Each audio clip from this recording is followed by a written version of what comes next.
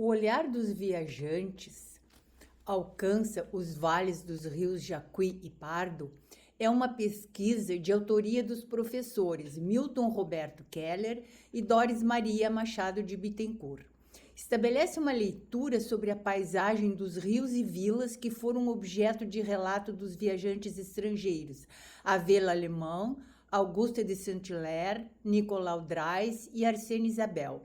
Isso tudo no período em que peregrinaram pelo Rio Grande de São Pedro, na primeira metade do século XIX.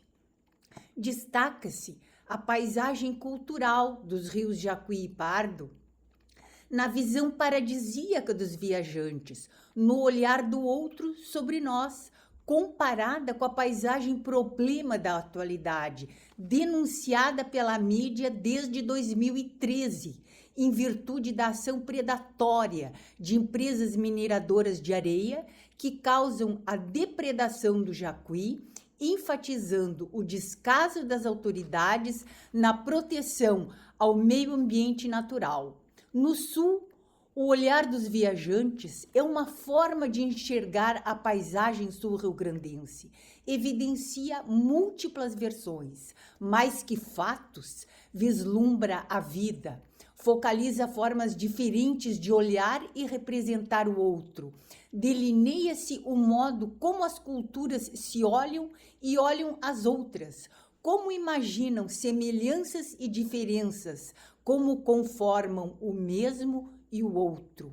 Em seu trajeto, os viajantes visitaram Santa Cruz do Sul, Cachoeira, Rio Pardo, Santo Amaro, Triunfo, Encruzilhada e Porto Alegre. Todas estão localizadas nos vales dos rios Jacuí e Pardo. Ao se embrenharem na conquista, povoamento e dominação do território do Rio Grande de São Pedro, os portugueses o fizeram adotando duas estratégias, a primeira por terra, a segunda por via fluvial, acompanhando os rios que banham a região. Este trabalho demonstra que esta última foi adotada para a criação das vilas por onde passaram os visitantes franceses, para quem era importante viajar próximo a um rio ou navegar por ele. 4 entre as vilas pesquisadas, Cachoeira, Rio Pardo, Santo Amaro e Triunfo, têm semelhanças na implantação. As duas primeiras assentam sobre uma colina. A freguesia de Nosso Senhor Bom Jesus de Triunfo acomoda-se no declive de uma eminência. Drais afirma que não pode deixar de ser agradável.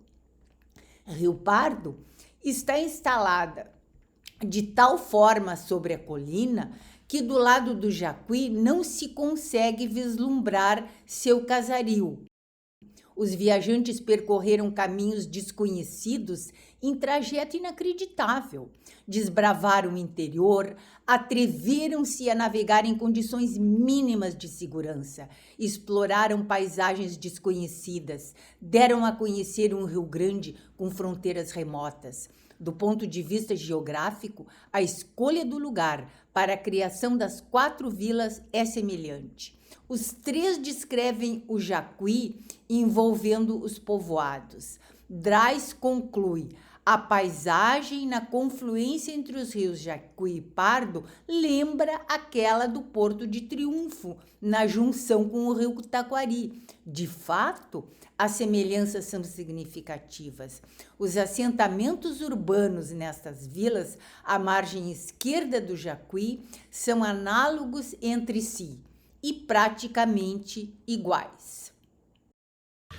Em relação a Santo Amaro e Triunfo, Drais escreve, abre aspas, de distância em distância, os matos são interrompidos por soluções de continuidade, que deixam ver vilas modernas, agradavelmente situadas e dispostas em anfiteatros. A navegação era difícil e problemática. Quando faltava o vento, precisavam agarrar-se às árvores, que se projetavam sobre a água. Em período de seca, cachoeiras afloravam acima do leito. O espaço para navegação tornava-se limitado, exigindo pirogas ainda menores. A vila de Rio Pardo não conseguia se autossustentar. Havia se transformado em nó em importante ponto de embarque e desembarque de mercadorias, que eram consumidas nos 7 povos das missões. Drais registra que a carga era levada até o rio Ibiçu, Guaçu e Arapeí, mas também era embarcada para o Uruguai. Antes de chegar à Cachoeira, em 23 de abril de 1821, Saint-Hilaire intitula seu texto As Margens de Botucaraí. De posse das juntas de bois solicitadas, o viajante chega ao rio Botucaraí. Descreve a paisagem, o mau tempo, destaca os problemas que atravessá-lo quando seus pertences quase se afundaram. A distância da vila, a ponte sobre o rio Botucaraí, somente foi construída após a vinda dos viajantes. Isabelle menciona o passo e a serra do Botucaraí, que formavam uma espécie de cadeia de morros independente da Serra Grande, em direção paralela a esta. Reza a lenda que um monge morou na região, em data próxima à viagem de Saint-Hilaire. Teria morado no Cerro Botucaraí, exerceu fascínio sobre a população. Lendas sobre o Morro Botucaraí circulam ainda hoje, reafirmando-o como uma marca da paisagem natural da região reconhecível à distância.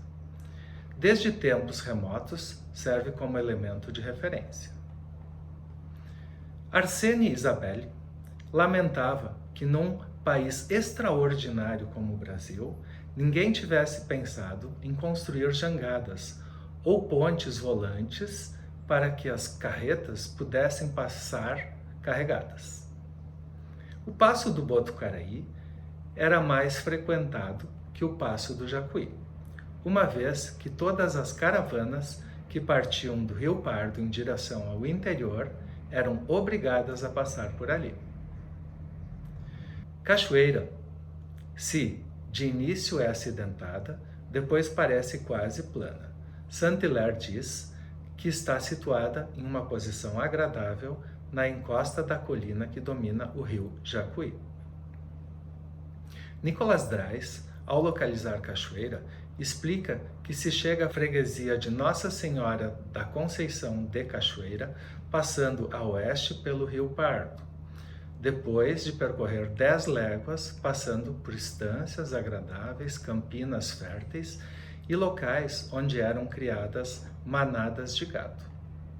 Isabelle refere-se à Cachoeira como uma linda cidadezinha situada sobre uma colina, à margem esquerda do rio Jacuí, não longe da confluência com o rio Botucaraí. Arsène Isabelle discorre longamente sobre o Passo do Jacuí. É o local onde os viajantes atravessavam o rio Jacuí, um lugar movimentado.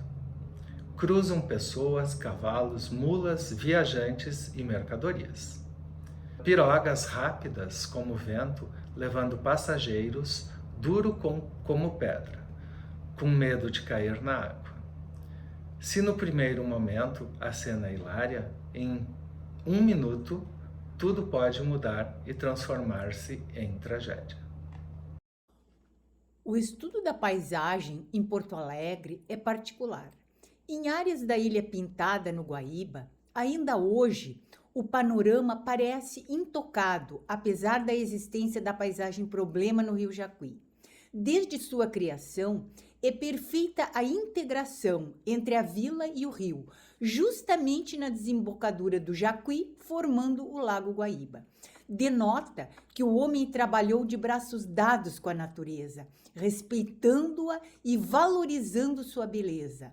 A partir da orla do Guaíba, estabeleceu o convívio entre a natureza e os espaços que construiu e ocupou, os modos de produção e atividades culturais e sociais em relação de complementaridade, estabelecendo uma identidade. Porto Alegre. A escolha do lugar, estuário do Rio Jacuí, para instalar a vila, mantém a noção da paisagem cultural, cujo conceito indica interações significativas entre o homem e o meio ambiente natural, combinando nos aspectos materiais e imateriais a paisagem de Porto Alegre.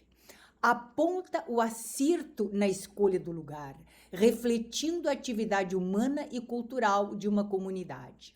A paisagem da península é apropriada pelo homem, caracteriza-se como conjunto de elementos visíveis e sensíveis que caracterizam a área onde surgiu Porto Alegre. É o lugar por excelência, onde se pode apreender a relação entre homem, natureza e ecossistema. É esta relação que molda a cultura, a identidade e enriquece a diversidade cultural e biológica. Saint-Hilaire escreve que Porto Alegre está situada em aprazível posição sobre uma península formada por uma colina que avança na direção norte-sudeste sobre a Lagoa dos Patos. A escolha do lugar afigurava-se como a melhor em questões de segurança. Do local se avistava o Guaíba e quem chegasse pelo rio. Saint-Hilaire descreve a desembocadura do rio Jacuí, formando o Guaíba, e explica a origem da Lagoa dos Patos. A lagoa deve sua origem a 4 rios navegáveis que reúnem suas águas em frente de Porto Alegre e que, divididos em sua embocadura num grande número de braços, formam um labirinto de ilhas. A descrição da paisagem de cartão postal é confirmada pelas aquarelas de Hermann Rudolf Vendroth. Isabelle descreve a visão do ponto mais alto da cidade, que encanta o espectador. Reafirma a lenda. Do alto da sacada da igreja Nossa Senhora da Conceição de Viamão, podia-se ver os 5 rios como 5 dedos da mão, daí o nome Vi-a-mão. O quadro era possível do ponto mais alto da colina. Era um espetáculo tão belo quanto o da grande ópera. A cidade se desdobra em taludes, a barra coberta de barcos, as ilhas, o curso sinuoso dos 5 rios, estendendo-se exatamente como uma mão aberta com os dedos afastados. Depois as casas de recreio, bordejando em meio círculo a margem sombreada da baía. Vales arborizados prolongando-se paralelamente às colinas do Nordeste.